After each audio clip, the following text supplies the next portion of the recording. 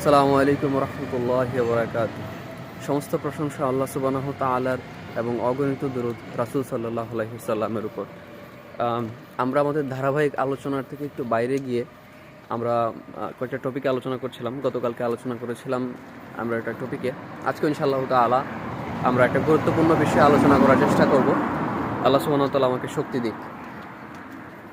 আমাদের জীবনে আমরা দেখেছি বিভিন্ন সময় আমরা বিভিন্ন ক্লাসে পড়াশোনা করেছি, তখন আমাদের পড়াশোনার আমাদের যে মনোনিবেশ করতে আমাদের অনেক সময় প্রবলেম হতো।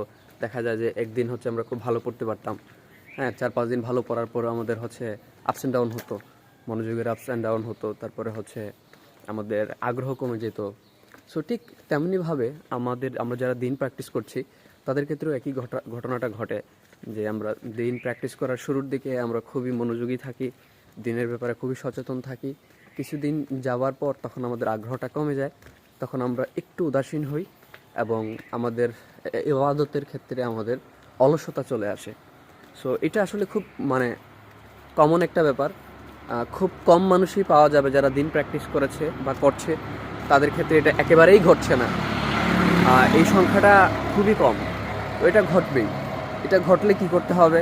আসলে এক এক মানুষের মোটিভেশন পাওয়ার ব্যবস্থাটা এক এক রকম, মোটিভেশন পাওয়ার ওয়েটা এক এক রকম।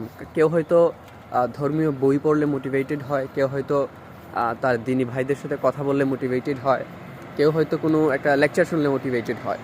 তো আমি যে মানুষটাকে নিয়ে কথা বলছি, বা আমাদের ক্ষেত্রে চিন্তা করতে হবে আমি কিভাবে মোটিভেটেড হই। তো আমাদের চিন্তা করতে হবে যে অনেক বেশি নয়েজ। হ্যাঁ, যেটা বলছিলাম, আমাদের আসলে চিন্তা করতে হবে যে আমরা কীভাবে মোটিভেটেড হই।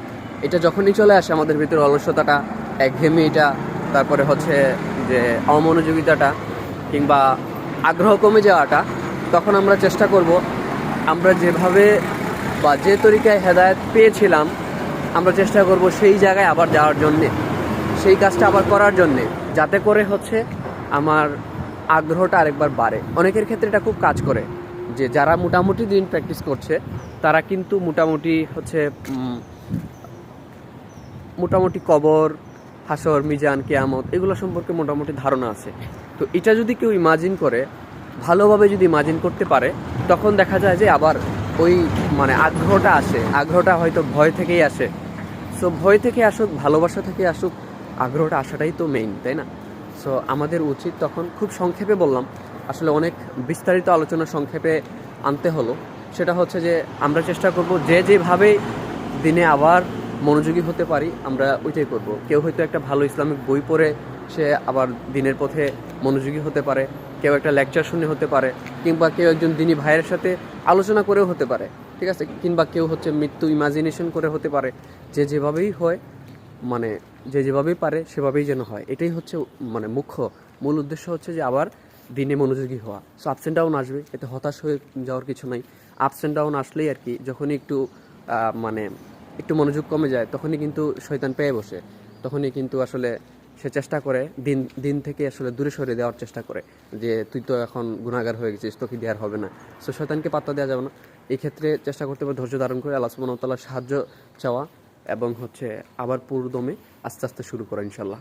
তো এভাবে করতে পারলে আল্লাহ সুবহানাহু ওয়া তাআলা অবশ্যই আমাদেরকে দয়া করবেন। তিনি রাহমানুর রাহিম, তিনি গাফুরুর রাহিম, তিনি অবশ্যই আমাদের সাথে আছেন।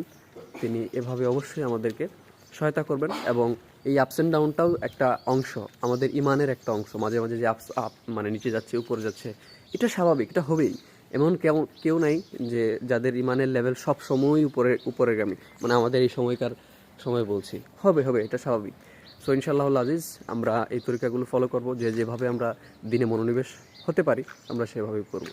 আমার জন্য সবাই দোয়া করবেন, আল্লাহ সুবহানাহু ওয়া তাআলা যেন আমার মতো এই গুনাহগার বান্দাকে মাফ করে দেন। মাফ পাওয়াটাই হচ্ছে আমাদের জন্য মুখ্য।